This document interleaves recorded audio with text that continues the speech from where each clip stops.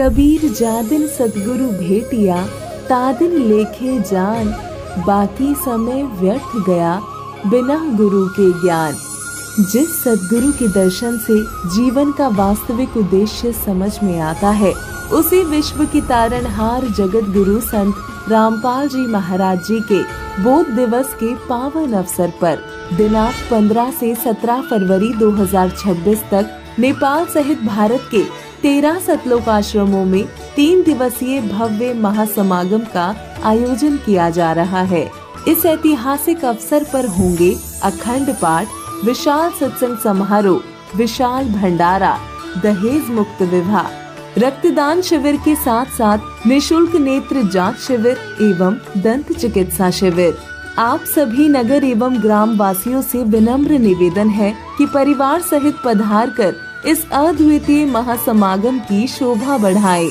इस कार्यक्रम का सीधा प्रसारण सतलोक आश्रम श्री धनाना धाम से 17 फरवरी 2026 को सुबह 9:30 बजे से श्रद्धा टीवी चैनल और संत रामपाल जी महाराज यूट्यूब चैनल तथा संत रामपाल जी महाराज फेसबुक पेज पर भी किया जाएगा। आइए हम सब मिलकर पूर्ण संत के सानिध्य में अपने जीवन को सार्थक बनाएं।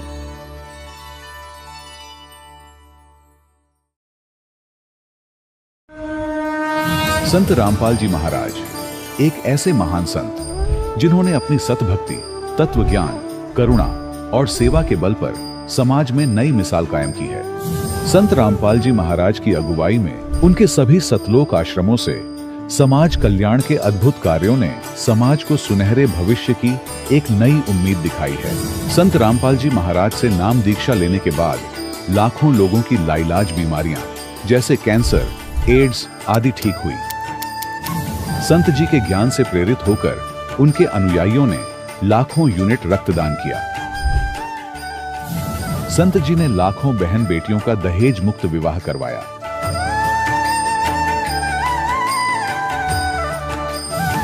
संत जी ने लाखों लोगों का नशा छुड़वाया, करोड़ों उजड़े परिवार बसे। संत जी के आश्रमों में समागम के दौरान निःशुल्क नेत्र चिकित्सा, दंत चिकित्सा प्रदान की जाती है। संत रामपाल जी महाराज द्वारा समय समय पर पर्यावरण संरक्षण के उद्देश्य से बड़े स्तर पर वृक्षारोपण किया जाता है। संत जी ने जरूरतमंदों को तत्काल राहत पहुंचाने के लिए एम्बुलेंस सेवा शुरू की। संत जी अपने अनुयायियों को देहदान के लिए प्रेरित करते हैं, जिससे मानवता की सेवा और चिकित्सा क्षेत्र में सुधार हो सके। संत रामपाल जी महाराज के सभी आश्रमों में हर रोज निशुल्क भंडारा आयोजित किया जाता है, जहां हर वर्ग, हर जाति और हर धर्म के लोग एक साथ बैठकर भोजन करते हैं।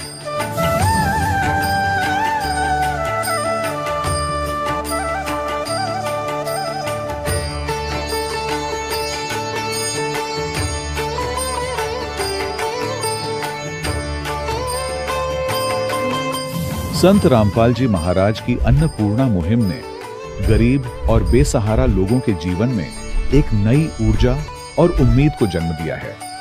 घर घर खाद्य सामग्री और जरूरी मदद पहुंचाकर संत रामपाल जी महाराज ने लोगों को दुख और मजबूरी से लड़ने की ताकत प्रदान की है।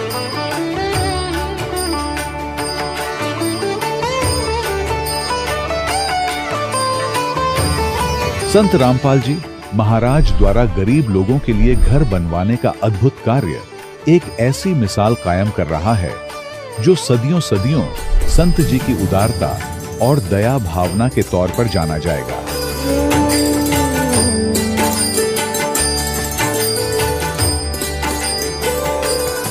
संत रामपाल जी महाराज के आश्रम में हजारों बुजुर्गों को सम्मान और प्यार के साथ जीवन जीने का अवसर मिलता है। उनके खाने, रहने और स्वास्थ्य की पूरी जिम्मेदारी संत रामपाल जी महाराज उठाते हैं। अनाथ बच्चों के लिए संत रामपाल जी महाराज के सभी आश्रम किसी वरदान से कम नहीं। यहाँ उन्हें शिक्षा, संस्कार और भविष्य के लिए बेहतर अवसर प्रदान किए जाते हैं। चाहे बाढ़ हो, भूकंप या महामारी, संत रामपाल जी महाराज और उनके अनुयायी हमेशा ही जरूरतमंदों के लिए सबसे आगे खड़े रहते हैं।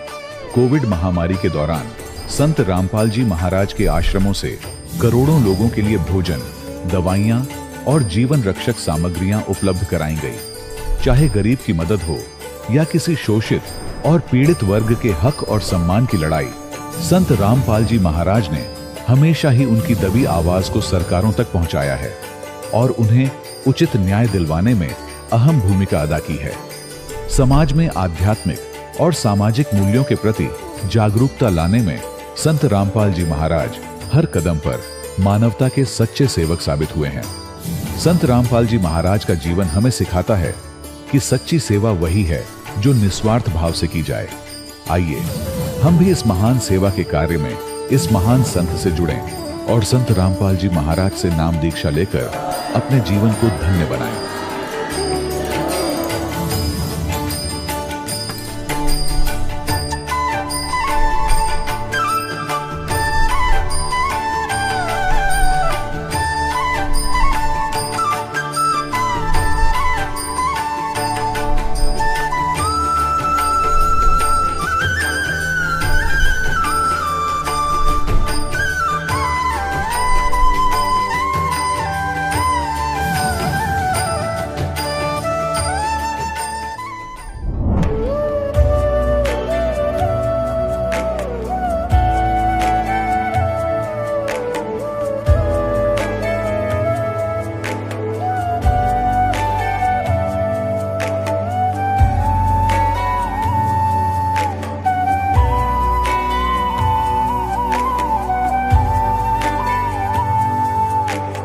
गीता अध्याय 15 के श्लोक 16-17 में 3 प्रभु बताए हैं।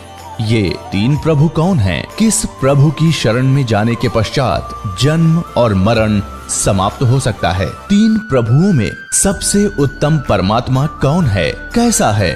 उसका क्या नाम है? इन सभी गूढ़ रहस्यों को जानने के लिए अवश्य सुनिए जगत गुरु तत्वदर्शी संत रामपाल जी महाराज के अमृत वचन। सत साहिब दर्शकों, दुख बना वरदान। जी हाँ दर्शकों, जब जीवन में अंधकार घना हो और रास्ते दिखाई न दे, तब एक सच्चे गुरु का मार्गदर्शन मिलना वरदान साबित हो सकता है। इसका जीता जागता उदाहरण है ऊना, हिमाचल प्रदेश की ममता जी। एक समय था जब ममता जी की माता जी के निधन के बाद इनको कैंसर जैसी गंभीर बीमारी ने घेर लिया। देवी देवताओं और भगवान शंकर में अटूट आस्था रखने वाली ममता जी के लिए यह एक बहुत बड़ा झटका था। इस बीमारी ने इनकी जिंदगी को जैसे थाम लिया था।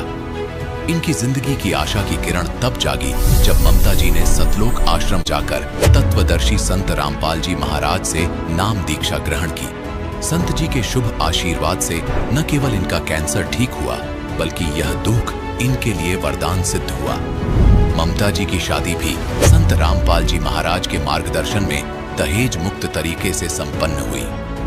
दर्शकों, अब आइए सुनते हैं ममता जी के मुख से सच्ची भक्ति का गुणगान, जिनके लिए दुख भी बना वरदान। बहन जी नमस्कार। सत साई। क्या नाम है आपका? भगतमती ममता दासी। कहाँ से आए हैं आप? जिला ऊना, हिमाचल प्रदेश। संत रामपाल जी महाराज जी से नाम दीक्षा कब ली आपने? संत रामपाल जी महाराज जी से दीक्षा मैंने 8 मार्च 2014 में ली। संत रामपाल जी महाराज जी से नाम दीक्षा लेने से पहले आप क्या भक्ति साधनाएं करते थे? संत रामपाल जी महाराज जी से नाम दीक्षा लेने से पहले मैं सभी देवी देवताओं की भक्ति करती थी, जैसे कि शंकर भगवान में ज्यादा आस्था थी मेरी।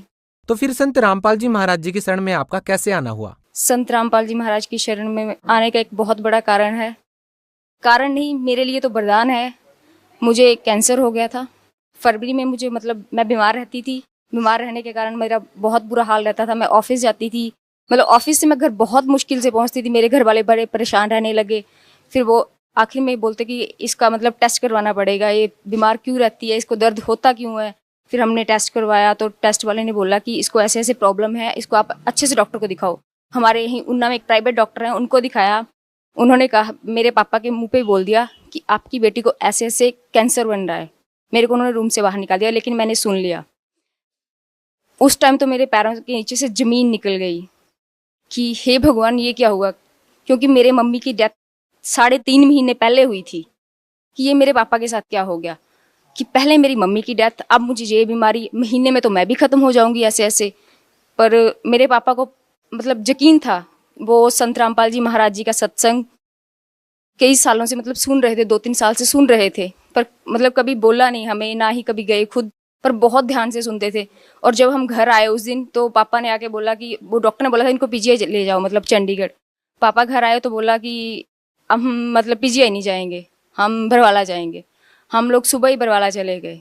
बरवाला गए, हम लोग जैसे ही गए, हम अंदर गए, हमने भंडारा छका और दंडवत किया, गुरुजी के पास गए और गुरुजी को ऐसे ऐसे बताया कि गुरुजी मुझे ऐसे ऐसे प्रॉब्लम है, मेरे को डॉक्टर ने बोला आपको कैंसर है, आप पीजीआई चले जाओ।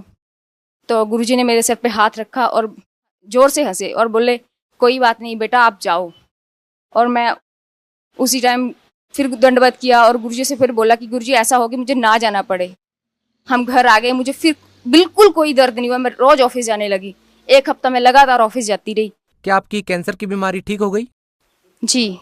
आपने संत रामपाल जी महाराज जी से नाम दीक्षा क्यों ली?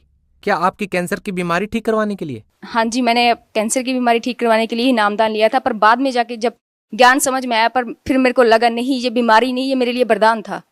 संत रामपाल जी महाराज जी से नाम दीक्षा लेने से आपकी कैंसर जैसी बीमारी ठीक हो गई। हम आपसे ये जानना चाहते हैं कि संत रामपाल जी महाराज का सामाजिक सुधार में क्या योगदान है? संत रामपाल जी महाराज जी का सामाजिक सुधार में बहुत बड़ा योगदान है। उनके बताए हुए तरीके से, उनकी बताई हुई मैणी से हमारी शादी हुई। ये मेरे भगत जी हैं। सर आपका क्या नाम है? मेरा नाम विपिन दास है। कहाँ से आए हैं आप? मैं डिस्ट्रिक्ट उन्ना, हिमाचल प्रदेश, गांव बीटर से आया हूँ। सर क्या काम करते हैं?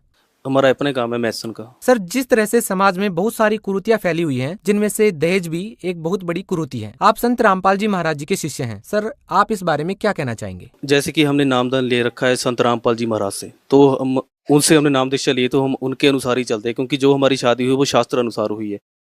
और उसमें ना हम दहेज ले सकते हैं और ना कुछ ऐसे शगन वगैरह कुछ करना है। एकदम सिंपल तरीके से हमारी शादी हुई है। तो जैसे कि आपको पता है कि आजकल दहेज के लिए कितनी लड़कियों को जलाया जाता है और इतने लोग दाज दहेज देते हैं, फिर भी मतलब उनकी लड़की खुश नहीं रहती है। और हमारे गुरुजी ने, संत रामपाल जी महाराज ने, ये सब जो दाज प्रथा, ये कुरीतियां जो खत्म कर दी है। जितने भी आजकल जमाने में जितने भी लोग हैं नशे करते हैं, या कुछ भी है जो शराब पीते हैं, जो किसी प्रकार के नशे, परमात्मा ने वो सब छुड़ा दिया। हमारे जितने भी भक्त है परमात्मा के, एक भी भक्त कोई भी नशा नहीं करता है।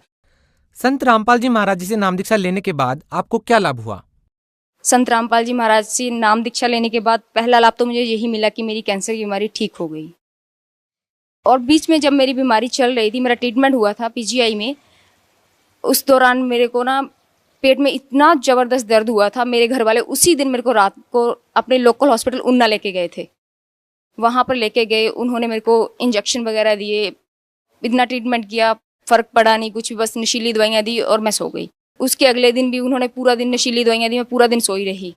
पर मेरा दर्द बढ़ता गया और रात को इतना ज़बरदस्त हो गया ना कि दवाइयों ने असर करना बंद कर दिया। घर वालों ने तो यही मान लिया था, डॉक्टरों ने यही मान लिया था कि ये मर गई, क्योंकि मेरे नब्ज वगैरह सब कुछ बंद हो चुका था। सर आप भी संत रामपाल जी महाराज जी के अनुयायी हैं। हम आपसे जानना चाहेंगे आपको संत रामपाल जी महाराज जी से नाम दीक्षा लेने के बाद क्या लाभ हुआ? सर सबसे बड़ा लाभ तो मुझे ये हुआ कि मुझे सच्ची भक्ति का पता चला। पहले जैसे हम मंदिर में जाते थे, शिव की उपासना या हनुमान की उपासना वो सब करते थे। अगर घर में कोई सुख हो तो ठीक है, अगर कोई दुख आ जाए तो हम ये कहते हैं कि मैं तो सुबह शाम हनुमान चालीसा करता हूँ, ऐसे करता हूँ, मंदिर में जाता हूँ, मुझे कोई फायदा नहीं हो रहा, तो हम दुखी हो जाते रहे ऐसे। पर जो तो हमें संत रामपाल जी महाराज की शरण में आके पता चला कि जो हम साधना कर रहे थे उससे तो हमारा कोई लाभ हो ही नहीं सकता था, वो तो हमारे कर्मों का फल ही हमें मिल रहा था। जैसे कि हम उनकी शरण में आए तो हमें सारा ज्ञान हो गया, शास्त्रों का ज्ञान हो गया।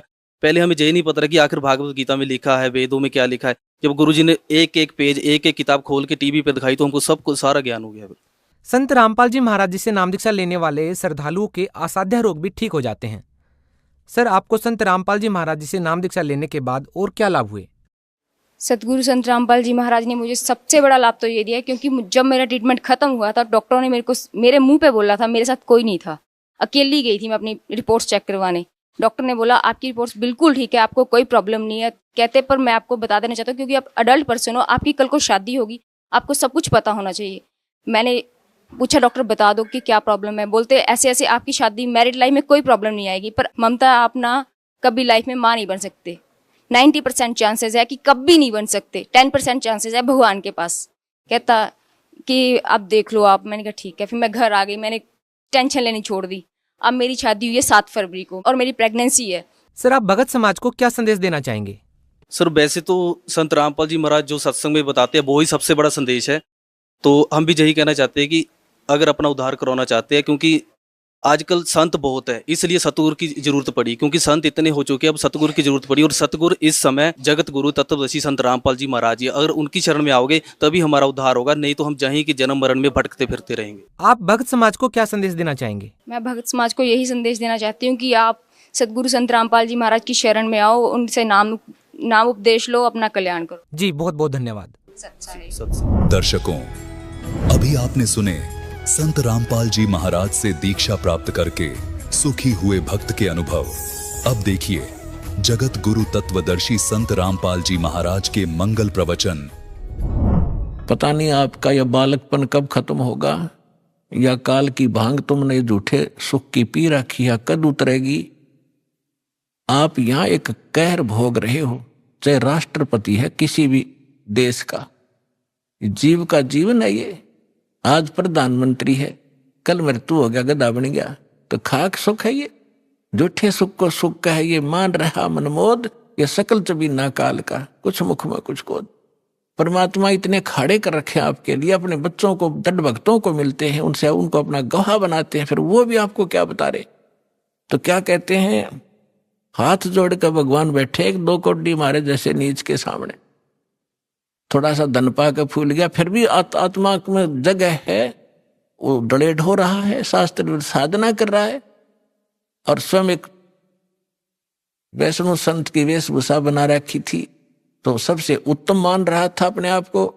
तो हाथ जोड़कर कहते हैं, कौन तुम्हारी जात, परमात्मा पूछते हैं उससे धर्मदास जी से, कौन तुम्हारी जात कहां से आए स्वामी। हे मालिक, स्वामी जी भगवान कह रहे हैं आप कहां से आए हो, आपकी क्या जाति है। कौन तुम्हारी जाति कहां से आए स्वामी, पूछे पुरुष कबीर धनी साहेब नीकामी। पूछे पुरुष कबीर, पुरुष माने परमात्मा, परमात्मा कबीर वो कुल का मालिक, कुल धनी साहेब, निष्काम भाव से निस्वार्थ भाव से परमार्थ के लिए अपने उस आत्मा के अज्ञान को हटाने के लिए ये फार्मूला अडॉप्ट किया। कौन तुम्हारी जात कहां से आए स्वामी, पूछे पुरुष कबीर धनी साहेब नीकामी।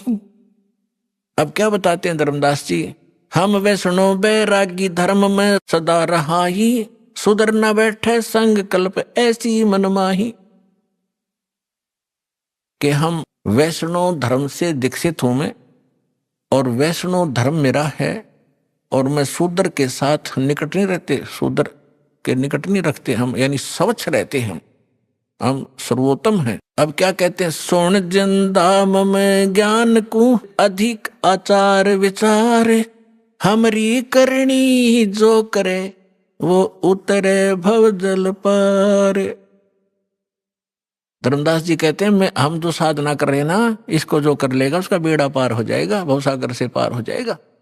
तो परमात्मा ने फिर प्रसन्न किया, बोले धनी कबीर सुनो वैष्णो बैरागी, कौन तुम्हारा नाम गाम कहिए बड़बागी। कौन कौम कुल जात कहाँ को गवन किया है, कौन तुम्हारी रेस किन्हें तुम नाम दिया है। आपका गुरु कौन है, कौन तुम्हारा ज्ञान ध्यान सुमरण है भाई, कौन पुरुष की सेव कहाँ समाधि लगाई। तुम किस भगवान की सेव माने पूजा करते हो, किस पुरुष की, और कहाँ समाधि लगाते हो। को आसन को गुफा के भरमत रहो सदाई, सालिग सेवन कीन बहुत अति भार उठाई। आपका कोई स्थान ठिकाना है, आश्रम है, कोई गुफा है, या कहीं, या ऐसे रमते राम घूमते फिरते ही रहते हो, और आपने ये सालिग्राम वगैरह ले रखे हैं, बड़ा भार उठा रखा है। झोली झंडा दीप धूप तुम अधिक आचारी, बोले धनी कबीर भेद कईयो ब्रह्मचारी। हमको पार लंघाइयो परम उजागर रूप, जिंद कहे धर्मदास से तुम हो मुक्ति स्वरूप।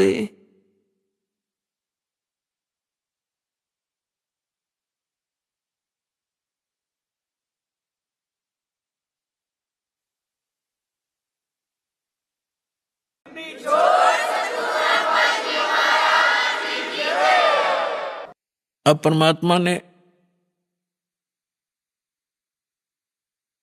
उस जीव के निकट पहुंचने के लिए कहा कि हमको पार लंघाइयो हे परम उजागर रूप, और जिंद कहे धर्मदास से।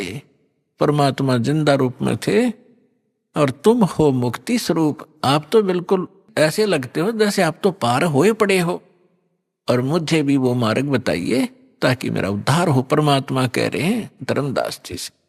अब धर्मदास जी बताते हैं, बांधो गढ़ है गाम नाम धर्मदास कही जय, वैसे कुली कुल जात सुधर की नी बात सुनी जय।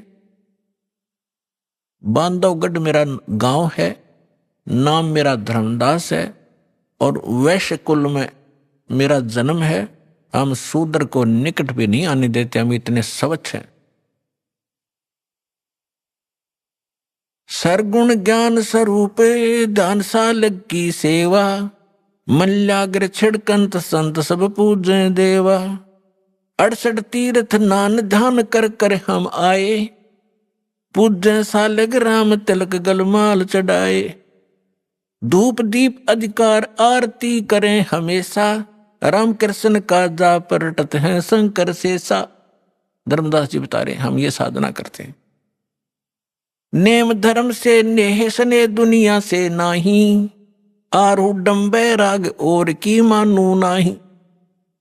धर्मदास जी कह रहे हैं मुझे शिक्षा देने की आवश्यकता नहीं किसी ने, मैं बिल्कुल फाइनल हो चुका हूं, मेरा ज्ञान अटल है, मैं सही साधना कर रहा हूं, मैं किसी और की मानू नहीं, मेरा आरूढ़ बैराग है।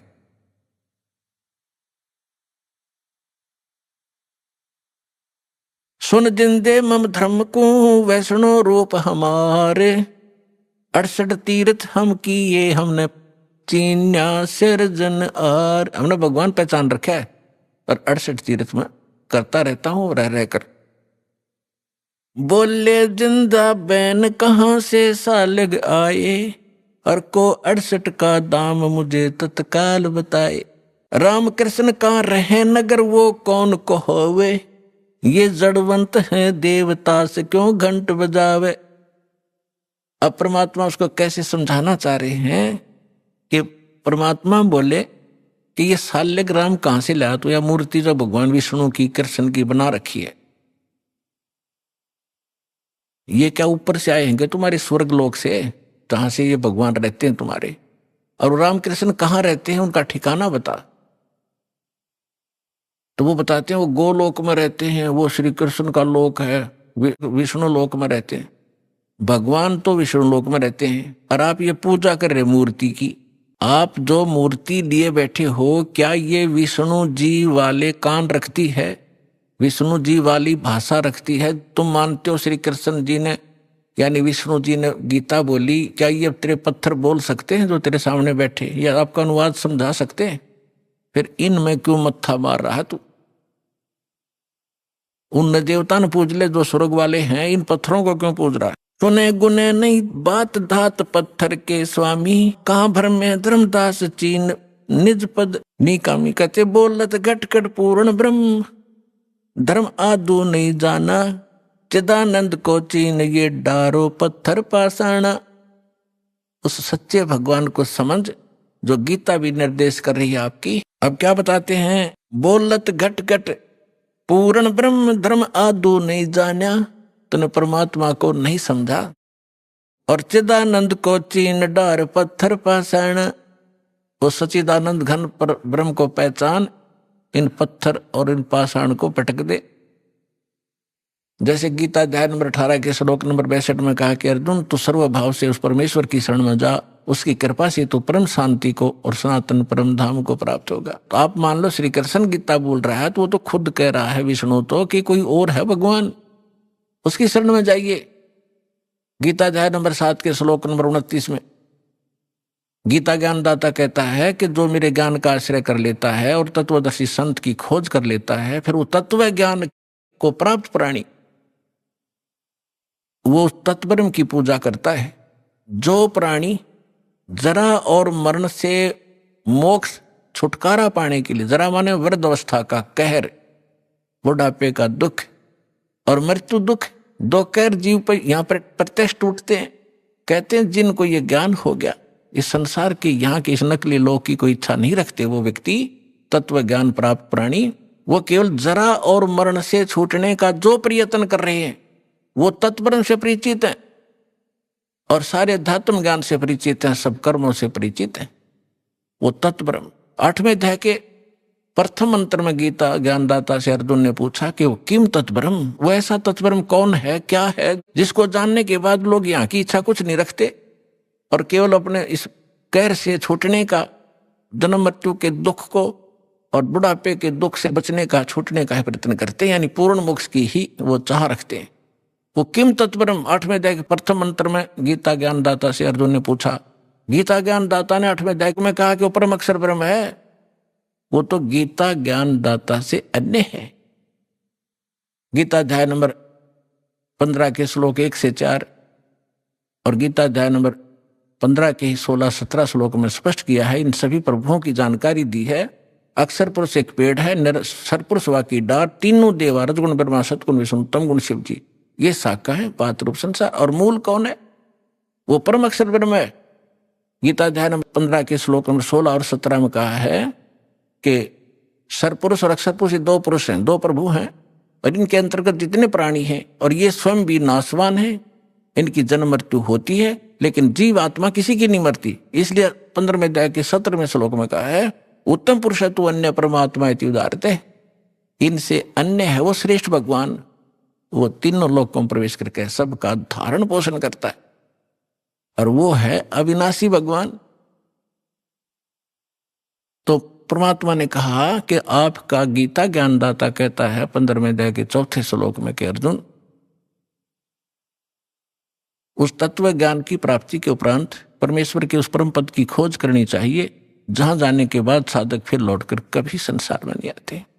और जिस परमेश्वर ने संसार रूपी वृक्ष की रचना की है, सारे ब्रह्मांडों की रचना की, और अपने विषय में खुद कहता है दूसरे अध्याय के 12वें श्लोक में, चौथे अध्याय के 5वें और 9वें श्लोक में और 10वें अध्याय के दूसरे श्लोक में कि अर्जुन तेरे और मेरे बहुत जन्म हो चुके हैं, तो नहीं जानता, मैं जानता हूं। तो वो तो नाशवान है, वो किसी अविनाशी परमात्मा की शरण में जाने और उस स्थान को प्राप्त करने के लिए कह रहा है जहां जाने के बाद साधक कभी जन्म मृत्यु में नहीं आते। वो कौन है? राम कृष्ण कोटो गए धनी एक का एक, ये तेरे राम कृष्ण तो करोड़ों मर लिए और वो धनी, वो कुल मालिक अपनी महिमा पर बता रहे, वो धनी एक का एक। जिंद कहे धर्मदास से तुम बूझो ज्ञान विवेक, जिंदा रूप में परमात्मा बैठे धर्मदास जी से कह रहे हैं कुछ विवेक से ज्ञान पूछ मेरे ते। ये केवल एक रूढ़िवादी की तरह आरूढ़ ना हो इस गलत साधना और ज्ञान पर। अब क्या कहते हैं? बोलत है धर्मदास सुनो जिंदे मम बानी। देख कितनी बुद्धि खराब हमारी। क्या कहता है धर्मदास जी के? बोलत है धर्मदास सुनो जिंदे मम बाणी, मेरी वाणी सुनो, वचन।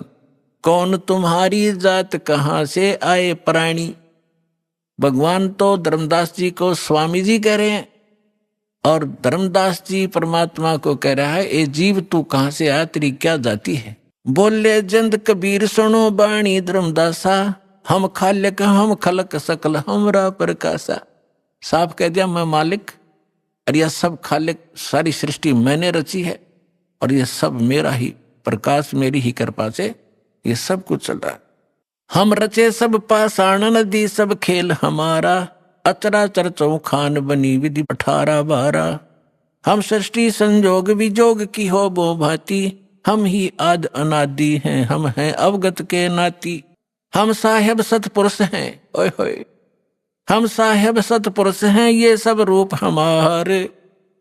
जिंद कहे धर्मदास से हम पूर्ण करतारे।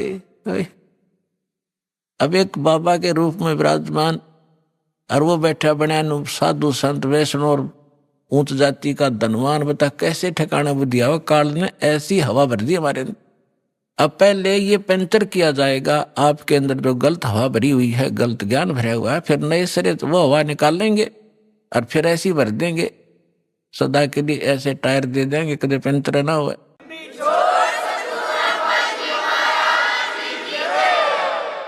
अब जब परमात्मा ने ये कहा हम साहेब सत्य पुरुष हैं, ये सब रचना हमारे, जिंद कहे धर्मदास से हम पूर्ण करतारे।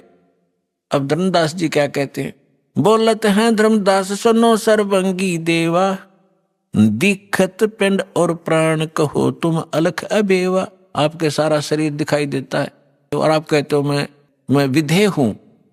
अब पुणात्मा यहाँ ये नकली कबीरपंथी उलझे बैठे। विधेय किसे कहते हैं? विधेय जिसका देह ना हो।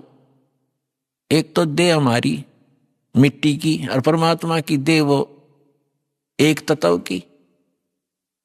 तो विधेय का अर्थ है जिसकी विलक्षण देही हो।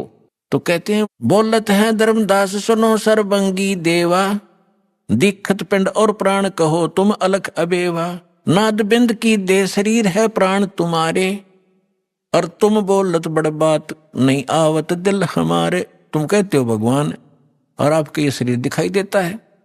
खान पान स्थान देहे मैं बोलत दीसम, और कैसे अलग स्वरूप भेद कहिए जगदीशम। तुम दिखे मेरे की तरह आदमी सा और आप कैसे भगवान हो बताइए मुझे। बोलत जिंद अबंद सकल गढ़ साहेब सोही, निर्वाणी निज रूप सकल से न्यारा होई। हम ही राम रहीम करीम पूर्ण करतारा, हम ही बांधे से तू संग चढ़े पद्म 18। हम ही रावण मारा लंक पर करी चढ़ाई, हम ही 10 सिर फोड़ देवता की बंद छुड़ाई।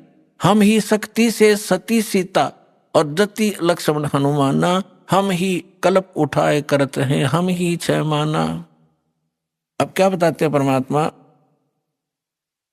कि तेरे रामचंद्र का ब्योत नहीं था, रावण को मार दे या उस समुद्र पर पुल बना ले, हाथ जोड़ के खड़ा रहा 3 दिन थी समुद्र में।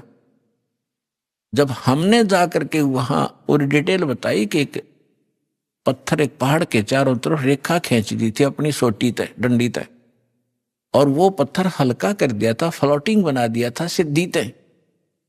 और ये अनुमान अर्थ बाद में हमने ठाठा लाए थे और जब बना था और पुकार की थी हमारे को, जब हमने जाके तीर ठोका था, हम दिखाई नहीं देते, हमारी देह ऐसी है।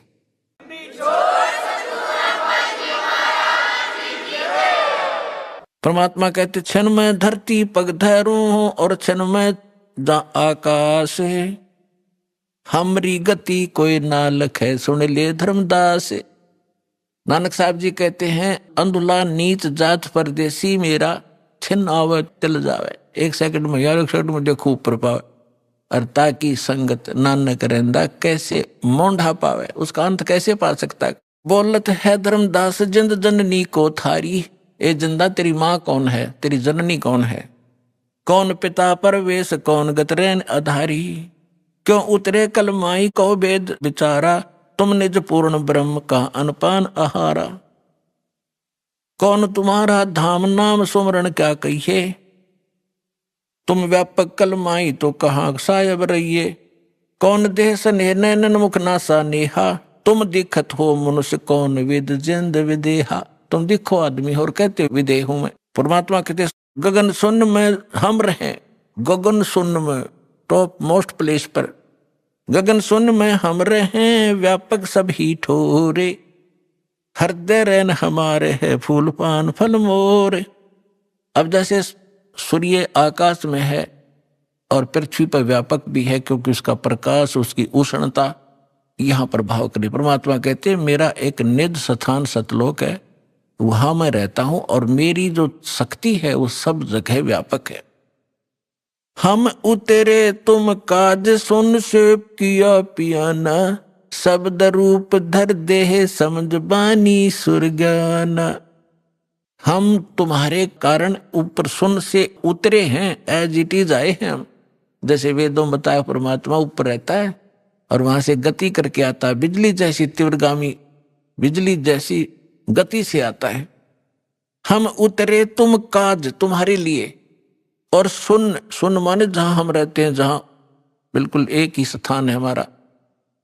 सुन से किया पियाना, शब्द रूप दे धर समझ वाणी सुर ज्ञाना। निरख परख कर देख नहीं भौतक हमरी काया। परमात्मा बोले हाथ लगा के देख मेरा, ये मेरा शरीर तुम्हारे जैसा नहीं है। धर्मदास जी ने हाथ लगाया, जैसे रुई पकड़ लिया करें कि हार्ड नहीं, ऐसे पूरा शरीर दबा दबा के देखा। नरक परख कर देखना नहीं हमरा भौतिक काया। हम उतरे तुम काज नहीं कुछ मोह ना माया। तुम दुखी पा रहे हो, भटक रहे हो, दुख पा रहे हो, इसलिए तुम हरे कारण मैं यहां आया हूं। फिर क्या बताते हैं परमात्मा, सुन गगन में हम बसे हैं, पृथ्वी आसन थी ही रे। परमात्मा कहते हैं हम सतलोक में रहते हैं और अब तेरे सामने बैठा हूं। गगन सुन में हम बसे, पृथ्वी आसन थी ही रे। धर्मदास धोखा दिला, अब छानो नीर और खीर। अब दूध पानी न रख ले। कौन भगवान है, तू किसकी पूजा कर रहा है, क्या साधना करनी चाहिए। फिर क्या बताते हैं परमात्मा, ना जन्मू ना मरूं और मैं ही आऊं जाही। क्योंकि परमात्मा कहते मैं ही आता और जाता हूं, एज इट इज जाता हूं, एज इट इज आ जाता हूं, मैं किसी जन्म नहीं लेता। शब्द विहंगम सोन में ना मेरा धूप न छाही। बोले जिंद सुनो धर्मदासा, हमरे पिंड प्राण निश्वासा। परमात्मा बोले सुन ले धर्मदास, हमारे तुम्हारे जैसा शरीर नहीं है, मेरा शरीर श्वास से नहीं है। गर्भ योनि में हम नहीं आए, मादर पिदर ना जननी जाए। शब्द स्वरूपी रूप हमारा के दिखलावे आचार विचारा। और फिर बताते हैं कि जो तू कहता मैं हम हिंसा नहीं करते और हिंसा करने वाला मोक्ष प्राप्ति नहीं कर सकता। अब आप केवल उन्हीं को हिंसक मानते हो जो मुर्गे काटते हैं, बकरे काटते हैं, गाय काटते हैं। वो तो अपराधी हैं ही हैं, ये तो बिल्कुल घोर पाप है। लेकिन पाप तो वो भी है जो तुम सत्य ब्राह्मण की है हत्या, जो चौका तुम देवो नेता। जैसे डेली पोचा मारते हो फिनाइल से, पहले मिट्टी और गोबर से लिपा करते थे।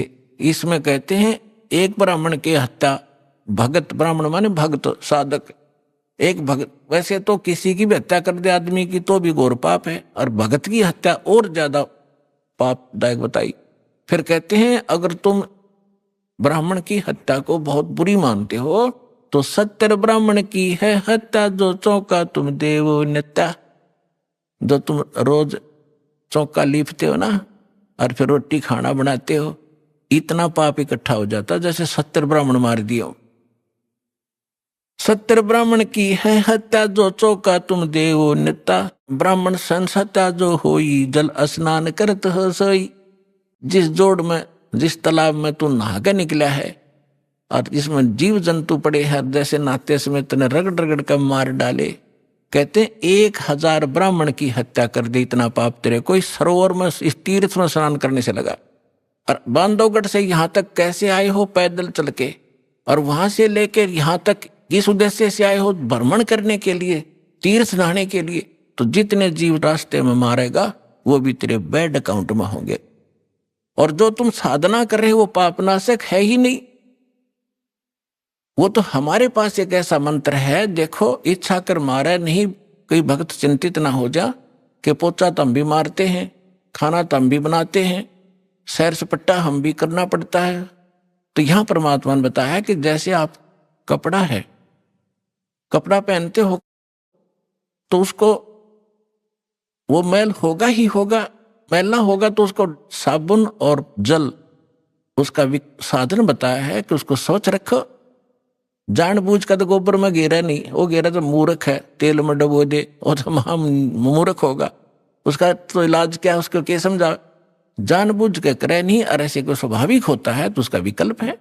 तो जानबूझ के है जैसे बलि चढ़ाना, ईद बकरीद मनाना, या और भी माता बकरे मांगे, वहां दारू चढ़ती, शराब चढ़ती है, फलान बकवास करते, तो ये नहीं करना। ऐसे करोगे तो पाप है। और ये भी पाप है जो आप डेली करते हो। यदि आपके पास साबुन सही नहीं और जल नहीं तो वो कपड़ा आपका मैला होते होते इतना हो जाएगा, पहचान में नहीं आओगे इसका कलर क्या है। तो आज आप जो साधना करते करते चल रहे हो, आपके ऊपर इतने पाप कर्म जमा हो गए, आपका अंतःकरण मैला हो चुका है, और इसको प्रतिदिन साफ करने की जो साधना आपने अपनाई है, ये साबुन और जल नहीं है, गारा को गारा में ही लपेट रहे हो आप इसको।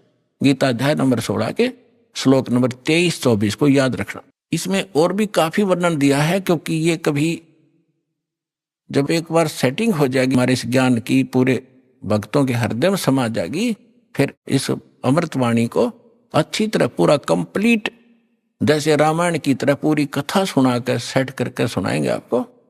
लेकिन अब हिंट इतना ही काफी। तो फिर सृष्टि रचना सुनाई परमात्मा ने, सारा कुछ कह के धर्मदास फिर बौखला गया, क्योंकि मन में फिर दोष आ गया कि ये लगे मुसलमान ही। फिर माँ विष्णु महेश को कहता ये तो नासवान है, इनकी माता है, हमने कभी सुना नहीं। तो फिर अंदर में दोष आ गया और नाराज हो गए कि ब्राह्मण क्या कहने लगे, त्रिदेवन की महिमा अपारम, ये है सर्वलोक करतारम। फिर वही बोलने लग गया क्योंकि 3 देवता की महिमा अपरंपार है, ये तीनों ये सर्व लोकों के करतार हैं। त्रिदेवन की महिमा अपारम, ये है सर्वलोक करतारम। सुन जिंदा क्यों बात बनावे, झूठी कहानी मोहे सुनावे। मैं ना मानू बात तुम्हारी, मैं पूजत हूँ विष्णुनाथ मुरारी। शंकर गौरी गणेश पुजाऊं, इनकी सेवा सदा चितलाऊं। परमात्मा ने सोचा ले भाई काल फिर आ गया इसके अंदर, अरे ये बुद्धि भ्रष्ट, इतना माथा चाट का मेरा फिर वही बोल रहा है। फिर अंतर ध्यान हो गए। जब वो कह तो गया गुस्से में, क्योंकि ये पिछला ऐसी बनती है, जितने भी आप यहाँ आए हो 90% जिन्होंने पहली बार ये ज्ञान सुना या टीवी पर देखा, 20 गाली दी होंगी दास को, ये क्या बकवास कर रहा है, ब्रह्मा विष्णु महेश को क्या बता रहा है। और आज आपको क्या दिखाई देता है, आपका मोतियाबिंद था, वो दास ने ऑपरेशन कर दिया इस ज्ञान से, परमात्मा के ज्ञान से। आज इस ज्ञान के अतिरिक्त आपको कुछ भी दिखाई नहीं देगा। तो वही धर्मदास के साथ बनी। अब परमात्मा अंतर्ध्यान हो गए, अंतर्ध्यान हो गए। देखो जब तक लाइट है, एसी रूम में बैठे हो तो कोई दिक्कत नहीं, और लाइट चली जा बिजली, और फिर देखा हालत आपकी, पसीने आ गए, हाहाकार मच गया।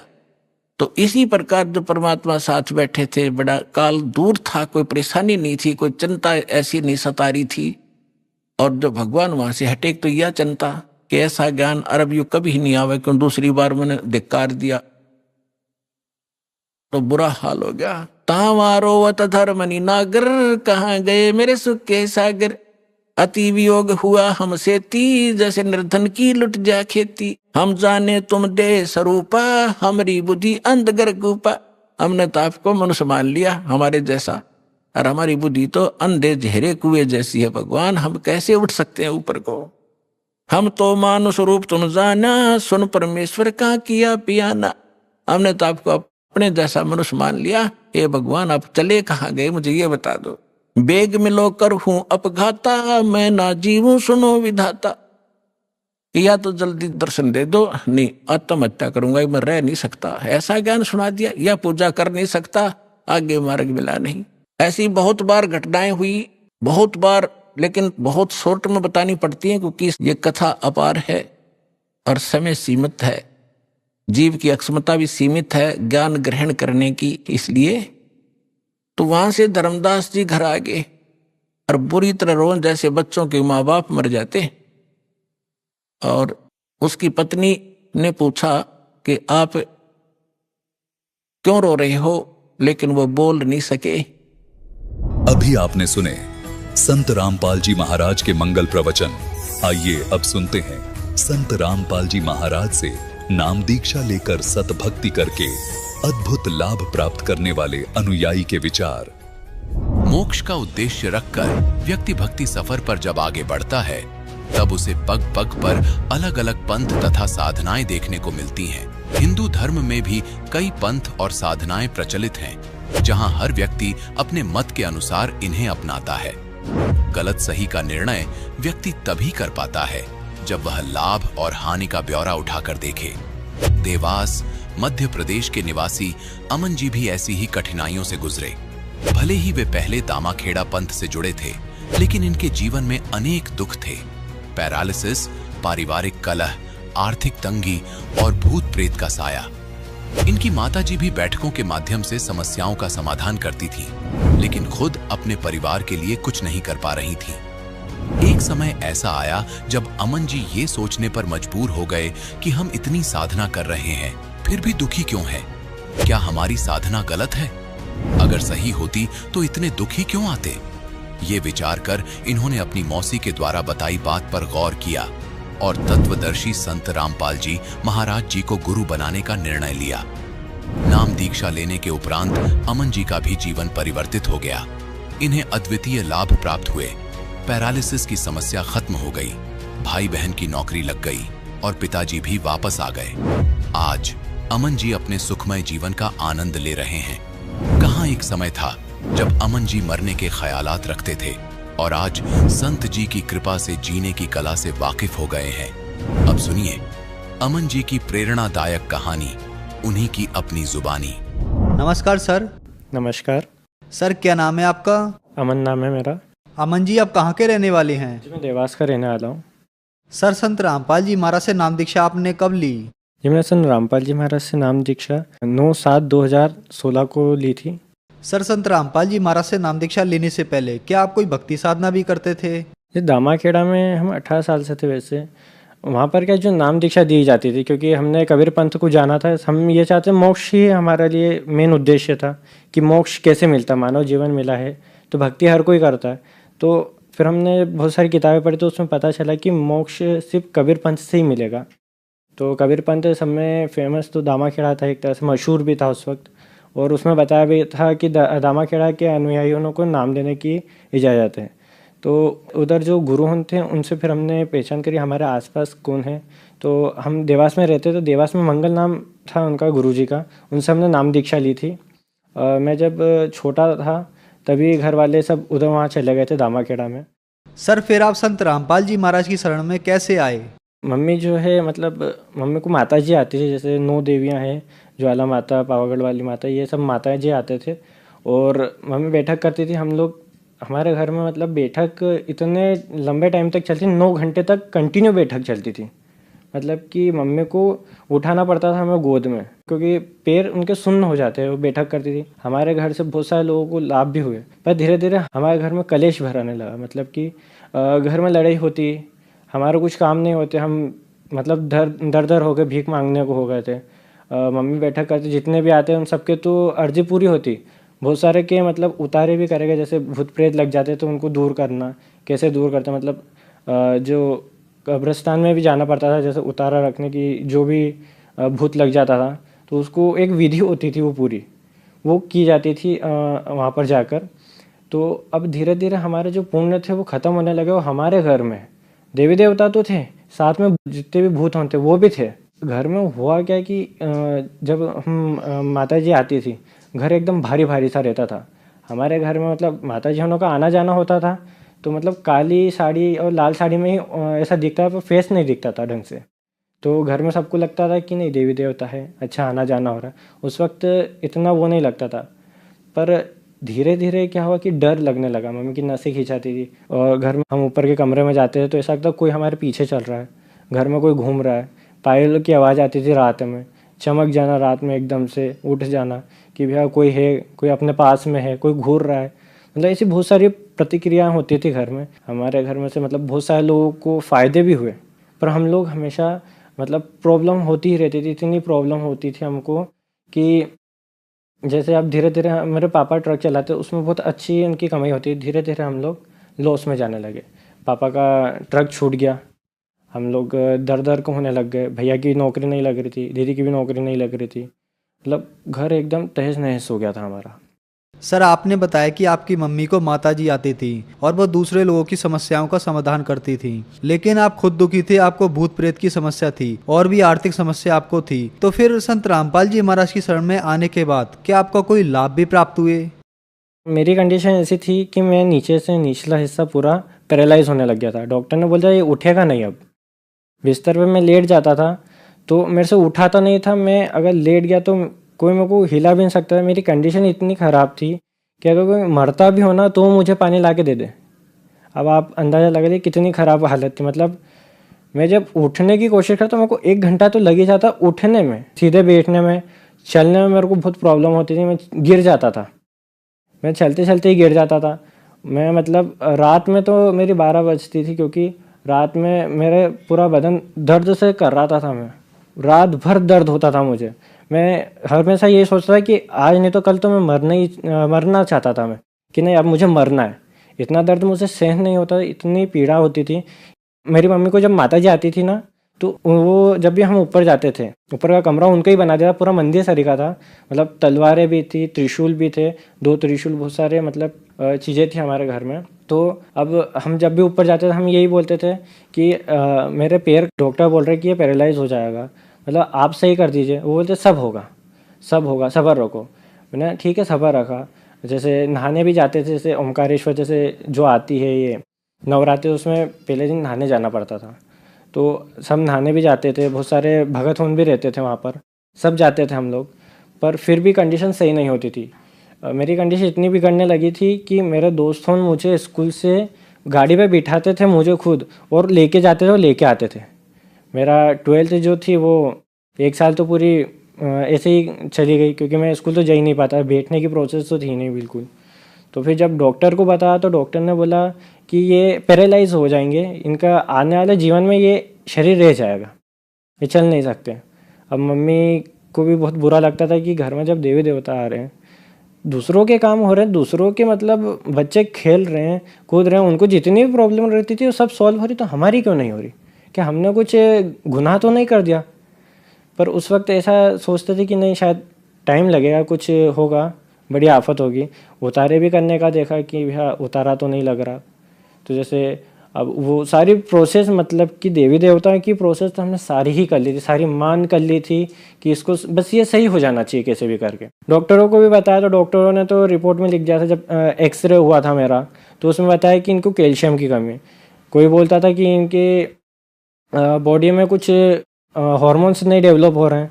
हर डॉक्टर अलग अलग बात बताता है, पर कोई सही नहीं कर पाता, क्योंकि जब भी हम लोग दवाई लेते थे, दवाई बहुत महंगी आती थी, 1-1 हज़ार की दवाइयाँ आती थी, और हम पूरा कोर्स करते फिर भी आराम मुझे ज़रा सा भी नहीं पड़ता था।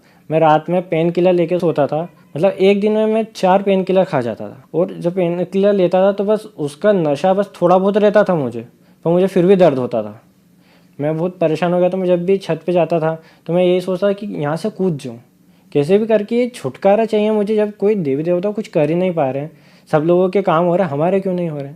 फिर घर में जो था सब तहस नहस हो गया था। पापा घर छोड़ के चले गए थे, जो ट्रक चलाते ट्रक भी चोरी हो गया, सब मरने पे उतारे हो गए। घर में मतलब हमने जहर रख लिया था हाथ में कि आप खाना है।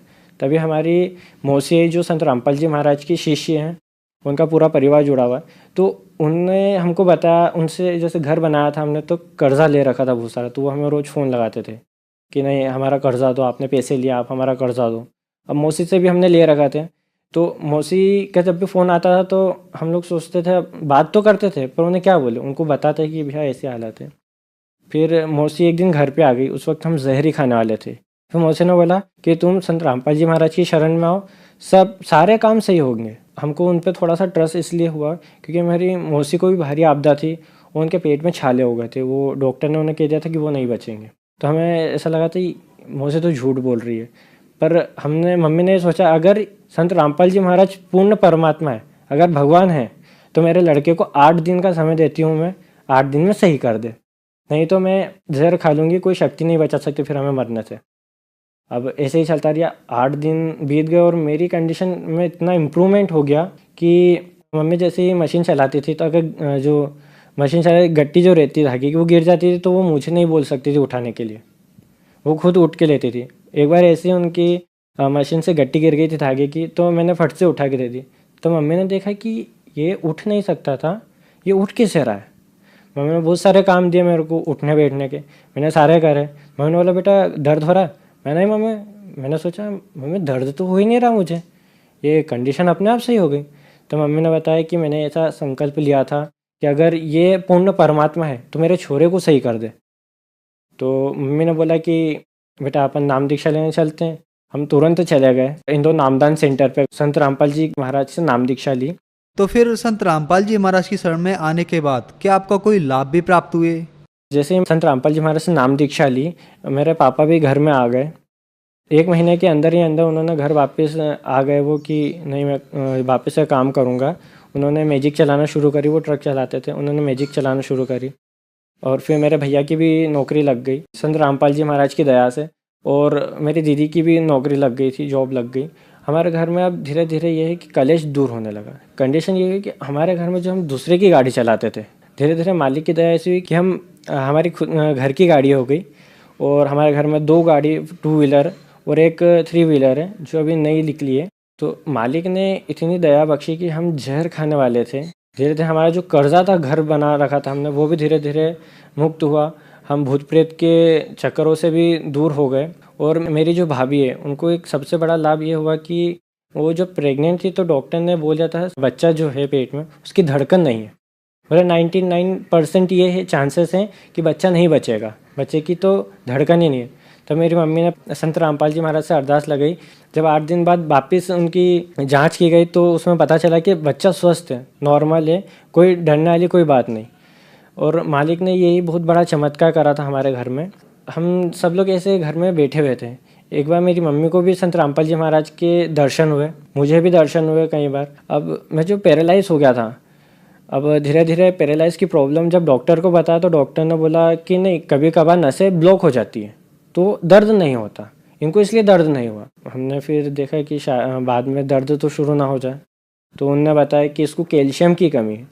हमने ट्रीटमेंट करा, हमने डॉक्टरी इलाज भी करा। संत रामपाल जी महाराज की दया ऐसी हुई कि मुझे अब एक गोली खाने की भी ज़रूरत नहीं पड़ती पेन किलर, क्योंकि धीरे धीरे मैं सही होने लगा था। आप देख सकते हैं कि मैं अपने पैरों पे खड़ा भी नहीं हो सकता था। आज मैं अपने पैरों पे खड़ा हूँ। उस वक्त मेरी हालत इतनी ख़राब थी कि अगर कोई मुझे देख ले तो वो कहते कि ये जिंदा लाश है। मेरा जो चेहरा था वो इतना दुबला पतला हो गया था मैं कि डॉक्टर ने कह दिया था कि कुपोषण तो नहीं है, क्योंकि मैं इतना दुबला हो गया था। मेरे दोस्तों ने बोलते थे कि भाई देखना इसको, मतलब मेरे दोस्तों एक बैठते थे, दोनों के बीच में मुझे बिठाया जाता था कि कहीं ये गिर ना जाए चक्कर खा के, क्योंकि स्कूल बोर्ड थी इसलिए मुझे कोचिंग के लिए ले जाया जाता था।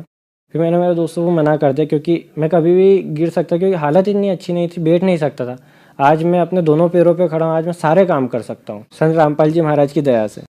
सर, आपने बताया कि पहले आप बहुत ज़्यादा दुखी थे, परेशान थे, आप लोगों ने आत्महत्या करने की सोच रखी थी, लेकिन संत रामपाल जी महाराज से नाम दीक्षा लेने के बाद आपके सारे दुख दूर हुए और आप भी ठीक हुए। तो जो लोग आज आपको देख रहे हैं वो भी बीमार हैं या परेशान हैं, उनके लिए आप क्या कहना चाहेंगे? मैं उन लोगों को ये कहना चाहूँगा कि सबसे पहले तो वो सत्संग सुने।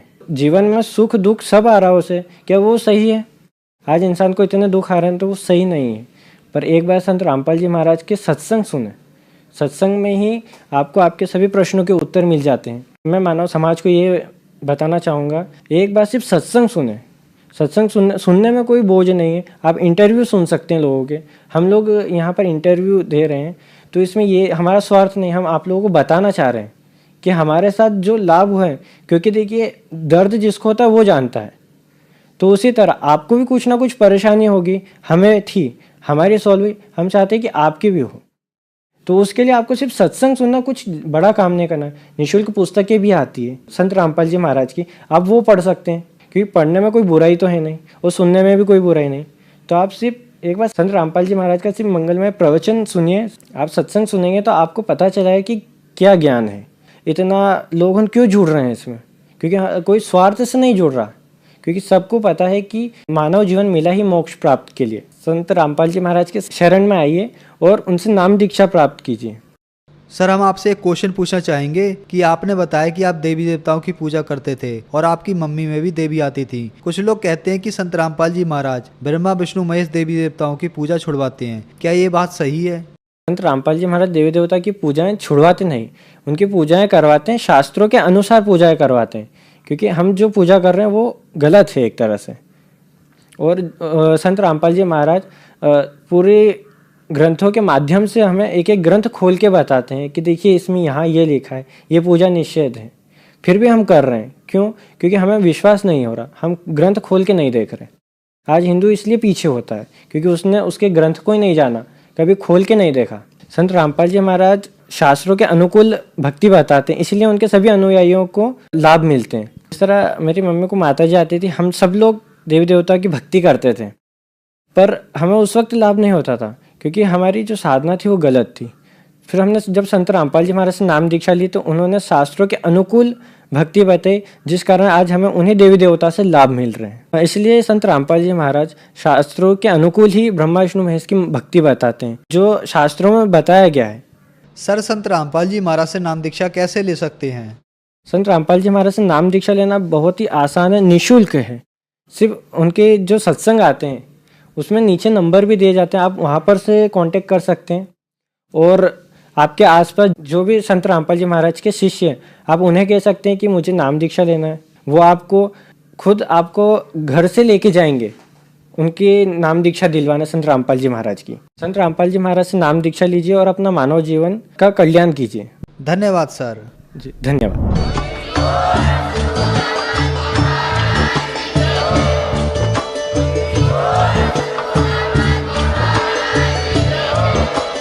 आप सुन रहे थे जगत गुरु तत्वदर्शी संत रामपाल जी महाराज जी के मंगल प्रवचन। अधिक जानकारी के लिए विजिट कीजिए हमारी वेबसाइट www.jagatgururampalji.org। संत रामपाल जी महाराज जी के शुभ आशीर्वाद से पूरे विश्व भर में 500 से भी ज्यादा नाम दीक्षा केंद्र हैं, जिन पर संत रामपाल जी महाराज जी द्वारा ऑनलाइन निःशुल्क नाम दीक्षा दी जा रही है। अपने नजदीकी नाम दीक्षा केंद्र का पता करने के लिए संपर्क करें 8222880541।